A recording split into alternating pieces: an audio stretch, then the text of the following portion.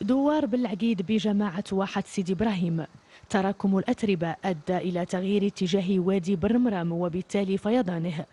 الخسائر لم تكن كبيرة كما تناقلتها بعض المواقع الإلكترونية، فقط تضرر مساكن محدودة وسقوط منزل مهجور.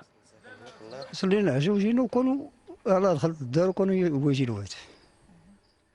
ما صافي هادشي اللي وقع. وهاد الدار اللي طاحت مهجورة ما مسكوناش؟ لا هادي ما مسكوناش.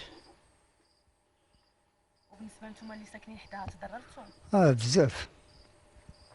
دخل عندنا الموقع، دخلنا هاد الحوايج، دخلنا المسائل ديالنا. الشتاء صبات في منطقة الرحامنة وجا الواد، المهم حوالي تقريبا متر وعشرين، وما كانش شي أضرار كثيرة.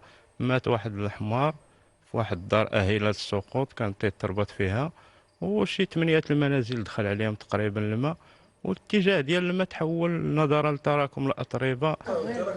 الأمطار التي تساقطت بمنطقة الرحمنة تسببت في ارتفاع صبيب الوادي ليفيض على مستوى الواحة بعد مروره من سيدي بوعثمان. الجماعة تؤكد أن الحصيلة غير ثقيلة. دار ايله السقوطيه، كانت ايله السقوطيه اللي طاح، وبالنسبه للمدخل على 8 ديال الديور هنا، وما كاين لا موتى لا حتى شي خسائر كبيره اللي كانت. وبالنسبه للواد ديالو، هذه الطريق ديالو تقريبا، هذا هو الممر ديالو من كيدوز الماء لمده سنين هذه، وهذا الخطر جاب واحد الكميه كثير.